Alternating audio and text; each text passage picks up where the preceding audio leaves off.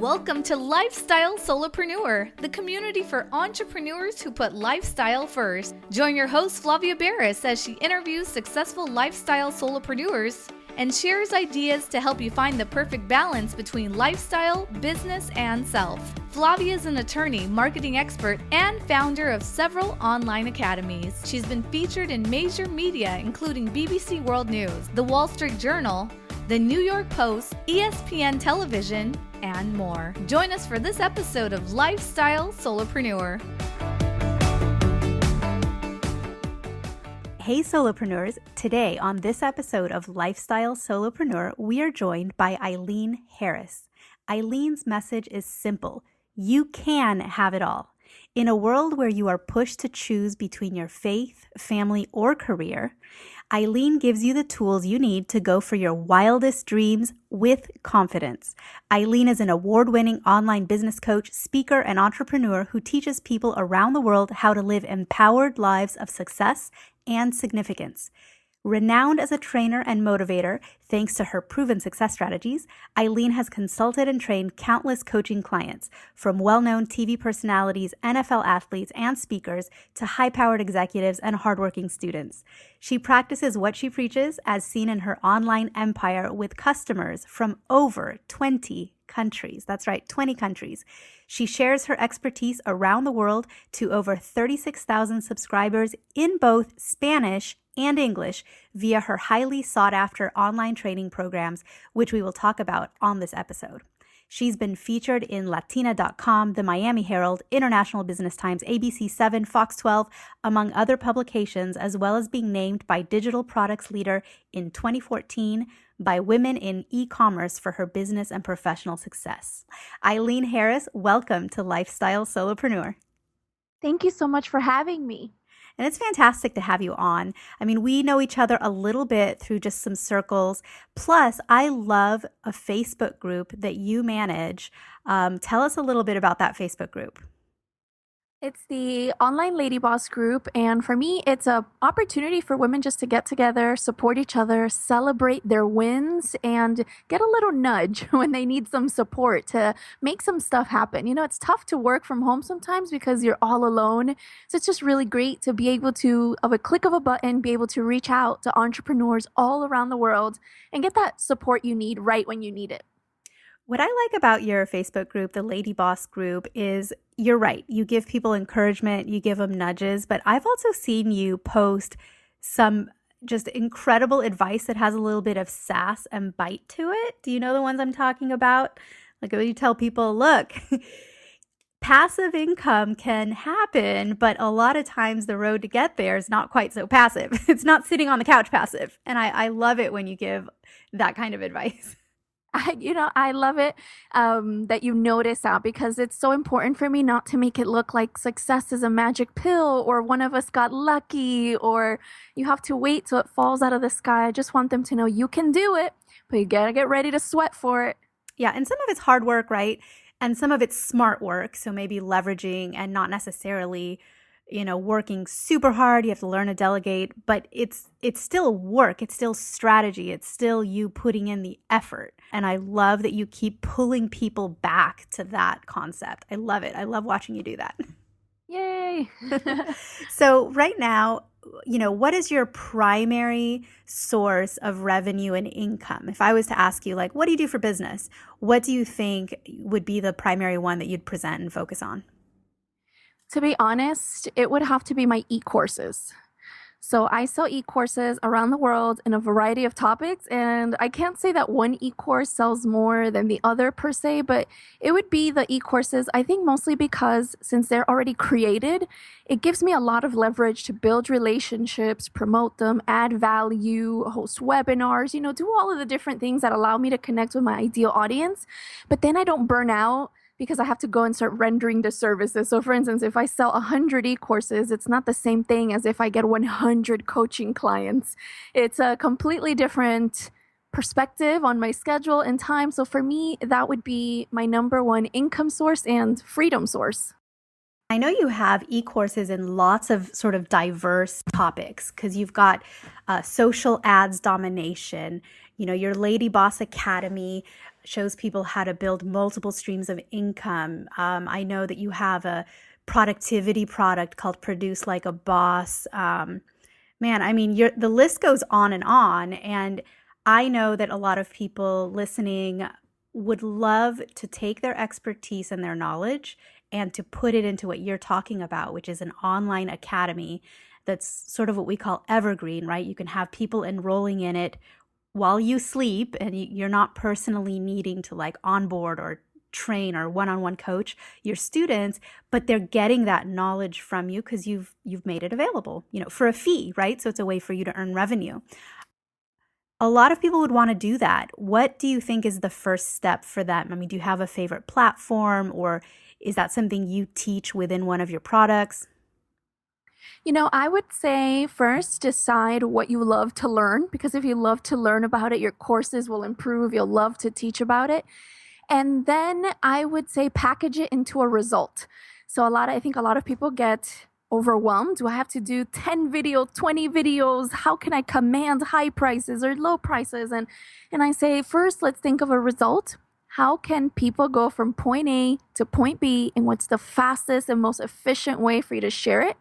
And then I would think back, what is my audience's lifestyle like? So I have e-courses where they're just MP3s, because in that niche, the people are very busy and they may want to listen to it when they're on the subway, when they're sitting in traffic, when they're at home cooking for their kids. Whereas other videos are a little bit more for a different audience. So they have videos, they have workbooks, etc. So I say pick a result, then choose the best way to share that result, and then find a great way to protect your content, whether it's Kajabi or Digital Access Pass. There's many different platforms out there, but I'd say first just pick a result, the best way to share it, and then protect your content online so that only those who paid for it have access to it. Great recommendations too. I'm a big fan of Kajabi myself, and for anyone listening, that's spelled Kajabi, Kajabi. And what you mentioned, Digital Access Pass, that's a WordPress plugin. So that's a way you can take your existing WordPress website and add protected sections that only certain people have access to. And that's great. And another one would be, I know Optimize Press has their own Optimize member plugin, and some different places to get that. And Wishlist, I think, too. Wishlist.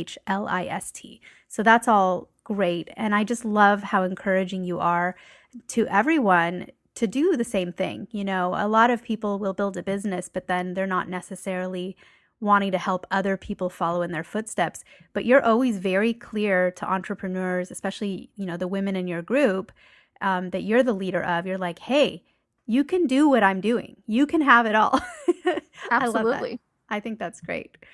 So what do you end up doing with, your free, do you have a lot of free time? Have you sort of achieved that balance between work and play? I feel that I have. I just think that it looks a little differently than what I thought it was going to look like. Initially, I thought I would have nothing to do. I would sit by the pool, maybe shop all day long, but something happens when you just really love what you do. And so I find myself making time to read, to learn. I get invited to speak. So one of the perks of creating time freedom for yourself is that you create a platform where people see you as credible and they see you as someone that they can aspire to be. So we get invited out. I recently spoke in the Philippines, and it was so great because once I was done speaking, I got to spend a whole week there, plus enjoying it and getting to know the culture and the people. And so I'd like to say there's no cookie cutter schedule, but there is this idea of you are free to set a goal and then make it happen.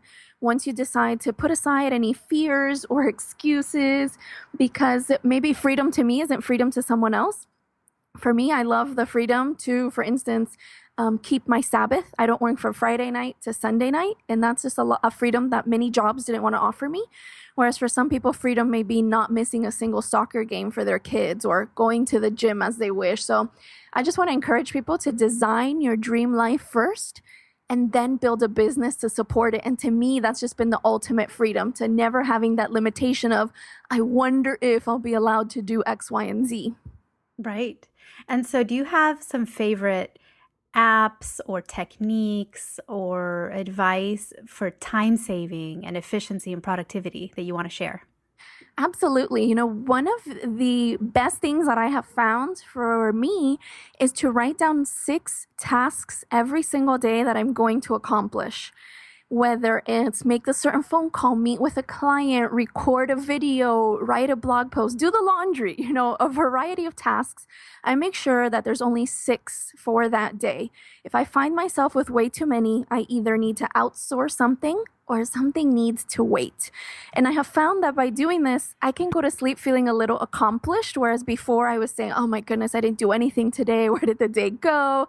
You try to miss some sleep, stay up a little later, but I find that by being very intentional with my day and having set tasks, it makes it easier to say no to sudden people who call you and make their lack of planning your emergency, or really send you tons of emails and want you to answer right away. Just being very intentional. What are 6 things that you want to accomplish that day, and then making time for them? That for me has been the biggest thing. Of course, there are days where things happen and it's out of your control, but you still accomplish something. You're still very intentional and you still have a way of measuring your productivity. So that would be my biggest tip. Decide what you want to accomplish by when, and then make the time to show up for your own appointments.